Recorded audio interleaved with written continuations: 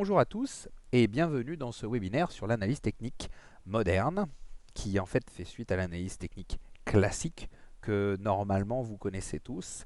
Alors ce webinaire est dérivé des travaux d'Emilio Tomasini, un des meilleurs traders quantitatifs en Europe, et de moi-même Romain de la Crétasse qui vais vous présenter les quelques recherches.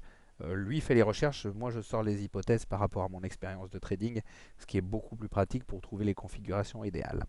Et je vais vous introduire ce coup-ci à l'analyse technique dite moderne qui est basée sur des recherches quantitatives. Avant d'aller plus loin dans ce webinaire, un remerciement au site Trader Finance et au site Trader Forex pour pouvoir vous permettre, à travers leur intermédiaire, de découvrir les quelques sujets comme l'analyse technique moderne ou comme dans plein d'autres que vous allez découvrir à travers ce panel de webinaires, la réalité d'hommes comme John Bollinger, d'hommes comme Emilio Tomasini ou moi-même, de trading très particulier, mais qui vous montre une autre facette de ce que vous avez l'habitude de voir dans les livres. Alors, avant de commencer dans cette petite partie, nous allons voir ce qu'est l'analyse technique assez rapidement, qui est dite d'ailleurs classique, la comparée à l'analyse technique moderne. Je vais vous montrer une configuration qui ne marche pas et que pourtant beaucoup d'analystes ou de traders utilisent. Et je vous parlerai enfin très rapidement des techniques qui marchent et des ouvrages que vous pourrez consulter pour aller les retrouver. Alors, ma question va être la suivante avant de démarrer. Vous voyez cette belle petite photo, c'est une photo de Wall Street au début du siècle. Et ma question va s'adresser à tous ceux qui utilisent l'analyse technique, c'est-à-dire qui regardent les graphiques, essayent de retrouver des configurations, comme les têtes-épaules, comme les triangles, ou qui tracent des droites de tendance, ou même qui utilisent des indicateurs, ou des chandeliers japonais, tout ce qu'on peut retrouver en fait dans tous les livres d'analyse technique. Alors, ma question est simple. Est-ce que Wall Street fonctionne toujours de la même manière qu'en 1917 ? Aujourd'hui, est-ce que Wall Street marche de la même manière qu'avant? La technologie a changé, les méthodes de travail ont changé, le volume boursier a changé, les informations financières ont changé. Tout a changé. Alors, la grande question, quand vous regardez l'image en haut qui est du parquet de Wall Street au début du siècle et celle d'aujourd'hui avec la technologie, on ne peut pas s'empêcher de se dire, si Wall Street a totalement changé, pourquoi alors appliquerait-on les mêmes méthodes qu'on utilisait à l'époque au début du XXe siècle? C'est-à-dire ce que Charles Dow nous a enseigné, ce que Eliot nous a enseigné, ou ce que tous les autres ont bien pu nous mettre dans tous les livres depuis plus d'un siècle. Tout est basé sur ce qui existait à l'époque. Mais si toute la technologie a changé et toutes les méthodes d'information ont changé, alors pourquoi continuer à appliquer la même analyse technique qu'avant? C'est une question à se poser et c'est de cette hypothèse, qui est plutôt contrarienne, qui est née l'analyse technique moderne, qui est en fait dérivée de l'analyse technique quantitative. Et quand vous connaissez les résultats des traders quant, comme on les appelle, qui sont quantitatifs, aujourd'hui, ça fait une quinzaine d'années que c'est eux qui sont les meilleurs au monde. D'ailleurs, le meilleur trader au monde, ou un des meilleurs traders au monde, Jim Simons, qui est un des meilleurs traders quantitatifs au monde, a un track record assez impressionnant pour un fonds, donc c'est plutôt gros, de 2 milliards et demi de dollars de salaire qu'il fait. Son fonds, en tout cas depuis 15 ans, a en moyenne 40% par an de retour. D'ailleurs, c'est un des fonds où vous ne rentrez pas facilement et lui prend quasiment la moitié des bénéfices. C'est assez impressionnant à regarder, mais ça marche. Alors, cette analyse technique moderne, elle est scientifique comparée à l'analyse classique. L'analyse classique, vous tracez des droites, vous essayez de trouver des points d'entrée et des points de sortie. Ici, tout passe par un ordinateur. C'est-à-dire qu'historiquement, on va les calculer, ce qui marche, ce qui ne marche pas, parce qu'on va fonder cette approche sur des tests et des évaluations selon les mêmes principes qu'on utilise en médecine ou en physique. Alors, l'analyse technique moderne, simplement, va refuser toute méthodologie de trading qui ne passera pas par un test d'ordinateur.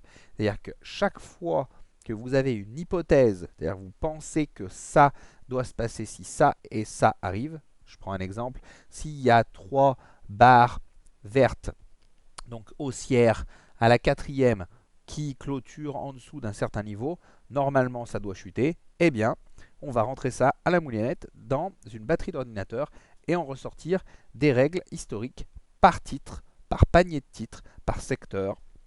Donc c'est un travail très très lourd, assez exhaustif, mais il en ressort quand même pas mal de choses intéressantes.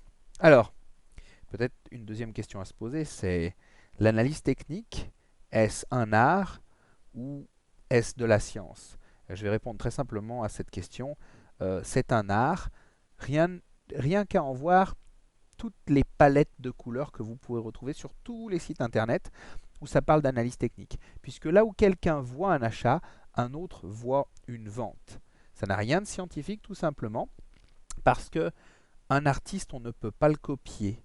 Il y a des analystes techniques un petit peu de partout dans le monde qui sont très très bons dans leur domaine. Ils feront peut-être fortune une fois d'ailleurs qu'ils seront morts, comme à peu près tous les artistes.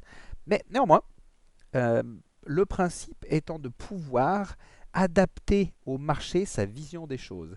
Et on ne peut pas dire qu'à chaque fois que ça tape tel point, il faille vendre, ou à chaque fois que ça tape tel point, il faille acheter, puisque chaque analyste technique, lui, va faire sa sauce avec ses traits, avec ses graphiques, avec ses indicateurs, et en tirer quelque chose de plus ou moins intéressant. À partir du moment où on ne peut pas dupliquer ça, on ne peut pas dupliquer ce que fait un artiste. On ne peut pas faire de Picasso tout le monde Picasso. C'est pas possible. Eh bien, l'analyse technique n'est qu'un art et ne peut pas être une science. D'où son dérivé qui va être l'analyse technique moderne. Est-ce que vous avez déjà vu un graphique comme ceci? Oui, il y en a plein les forums et c'est incompréhensible. Et allez trouver la sortie, l'entrée, qu'est-ce que je fais? Alors, vu en arrière, l'analyse technique, ça marche toujours. Mais une fois qu'on est sur le bord droit du graphique, malheureusement, on a plus de difficultés à comprendre comment ça fonctionne. Alors,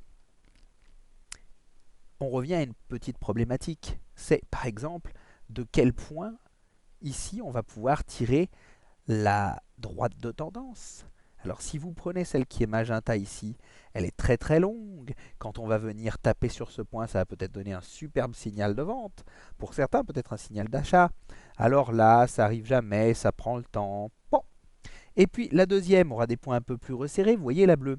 Et hop, hop, ça tape. Hop, qu'est-ce que je fais? Est-ce que je rentre? Est-ce que je sors?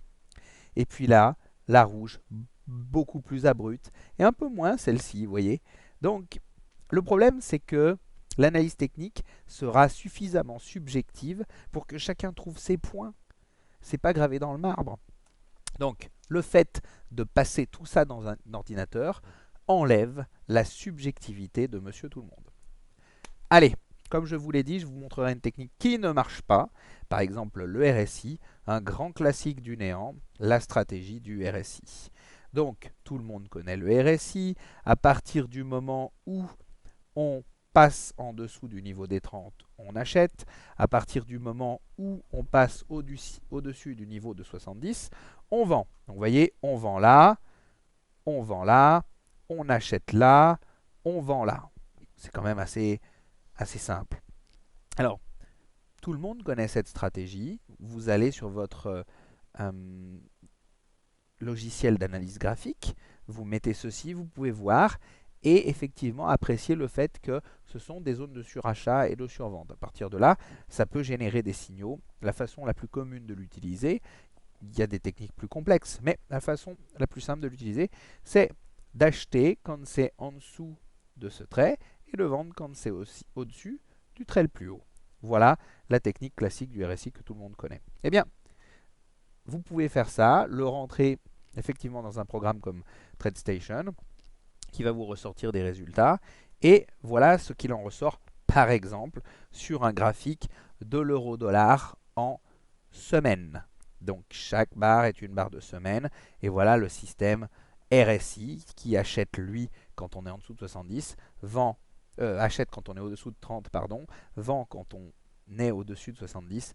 C'est quand même des résultats qui sont assez calamiteux. Vous pouvez essayer ce type de résultats de manière hebdomadaire, de manière journalière, 60 minutes et autres. vous en reviendrez toujours à des résultats, soit qui seront 0-0, c'est-à-dire qui seront break-even, mais bon, break-even, quand vous avez fait 200 transactions, c'est le broker qui gagne sa vie, ou alors de trouver des configurations comme ça qui ne marchent pas forcément. Alors autant jouer aux fléchettes, essayer de choisir une bonne action pour pouvoir y arriver. Voilà. Les techniques qui marchent, bien sûr, sont beaucoup plus scientifiques, et comme elles sont scientifiques, elles se mettent dans le cadre d'une analyse quantitative, donc de l'analyse technique moderne. Parce que grâce à l'analyse technique moderne, on va pouvoir repérer des configurations qui ne sont pas liées à une appréciation de l'œil humain.